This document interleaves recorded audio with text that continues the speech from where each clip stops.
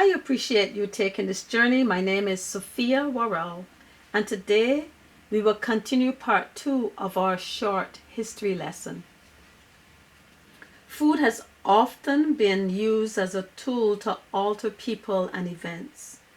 During war, the two items that opposing forces try hardest to keep from each other are ammunition and food.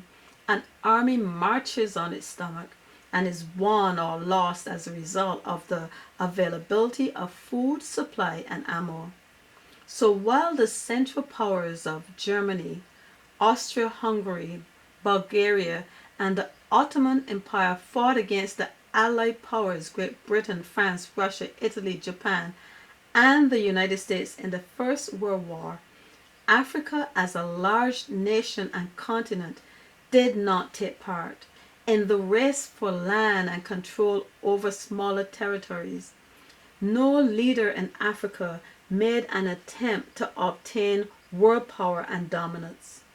Again, in World War II, conflict that involved virtually every part of the world during the years 1939 to 1945, this time with Germany, Italy, and Japan against France, Great Britain, the United States, the Soviet Union, and to a lesser extent China, Africa once again did not take part.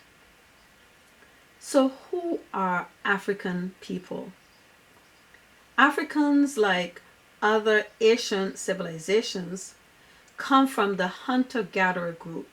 The difference is that they tend to believe in many supernatural beings who have equal or close to equal power and influence over their natural world.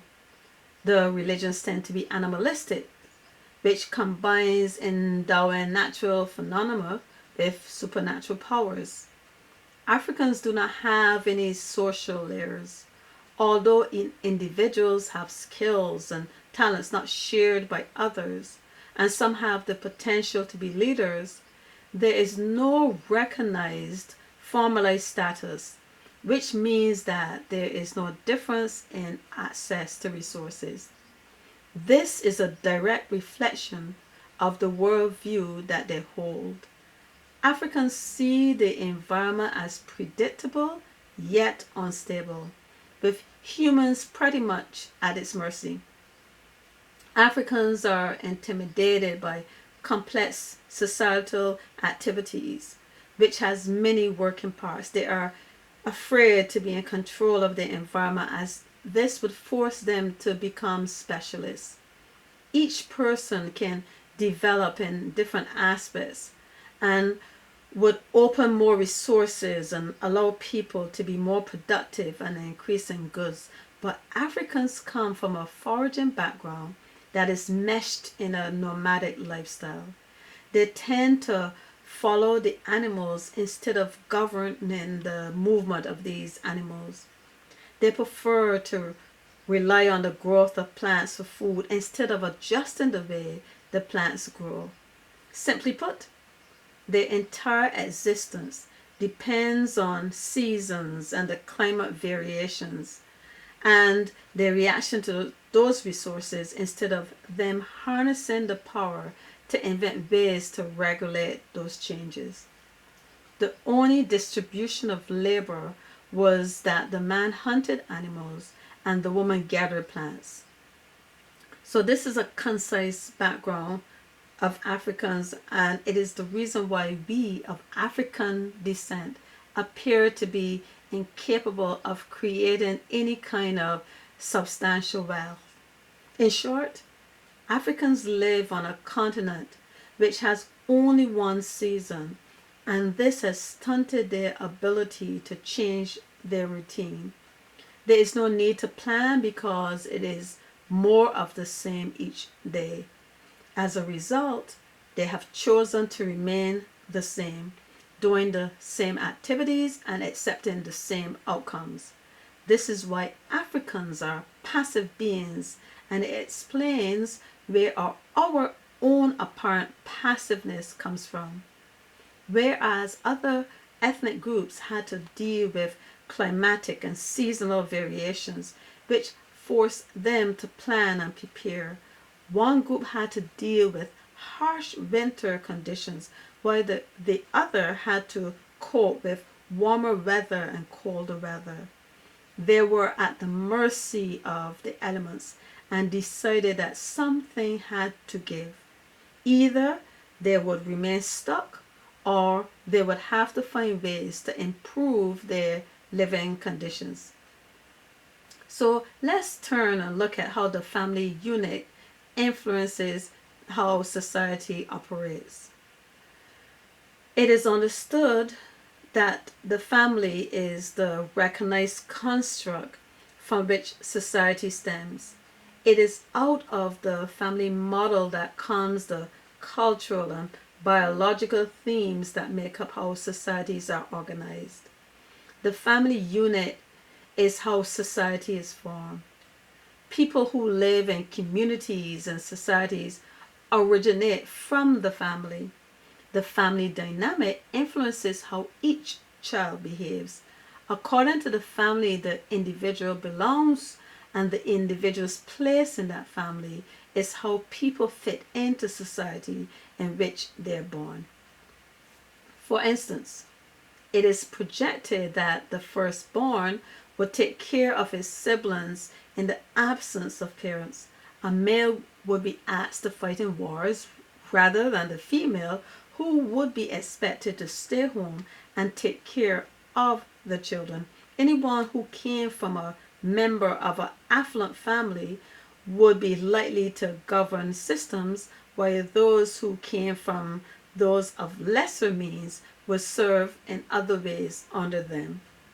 A stable society depends on a stable family unit.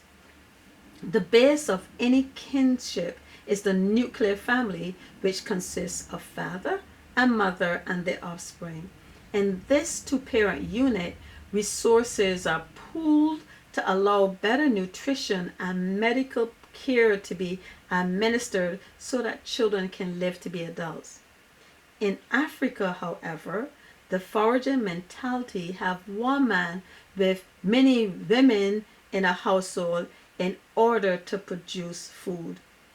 This does not lead to any kind of productive society, since this construct lends to poverty and malnutrition. Large families like this put a strain on economics.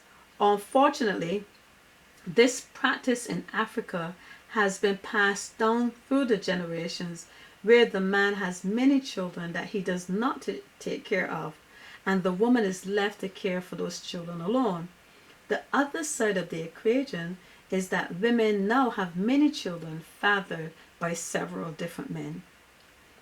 So we're going to look at how men are wired. The temperament of men are to compete. It is ingrained in their psyche. This is how God created them, just as He created women to nurture and take care of their young. In the case of men will be men, and the need for power and control, whether against another nation or internally, this is how males handles conflict in the process of having dominion over the world in defense of their family, their country, or themselves. This has been seen all through history, and even in biblical times when God led the children of Israel in battles against many nations to possess their land. It is how wars and dominance of the world originated. There's just a certain amount of land to go around, and as populations increased, there had to be a way for men to own land in order to accumulate wealth to provide for families. Treaties worked in some instances, but as more land was discovered, there had to be a way to settle who the right owners could be, and that is one of the reasons wars were fought. The point is that every man expects the other man would fight to protect his family, his region, his country, and his own pride. When European men were sent to discover land and then eventually used people to do their farming instead of animals and tools, the onus was on the part of those African men to fight back, to let those European white men know that they were not animals but humans. The fact that they allowed themselves to be treated like animals and allowed slavery to go on as long as it did is where respect for them was lost. This, of course, caused all other men to look down on them all through the ages. Through this coronavirus pandemic, God has given us a chance to redeem ourselves. What I have shared so far may not be easy to swallow, but it is very necessary for me to present. Why God has come, He has only made the way, but we have to use our minds and legs to do the work. He will not do for us anything that we can do for ourselves. There are many of us of African descent that are now being stereotyped with those who act barbaric and unintelligent. Their thug-like behavior is not what we want represented of our culture anymore. This is not God's way. This is not the American way. It is time to build a culture that is peaceful, loving, and kind. Thank you.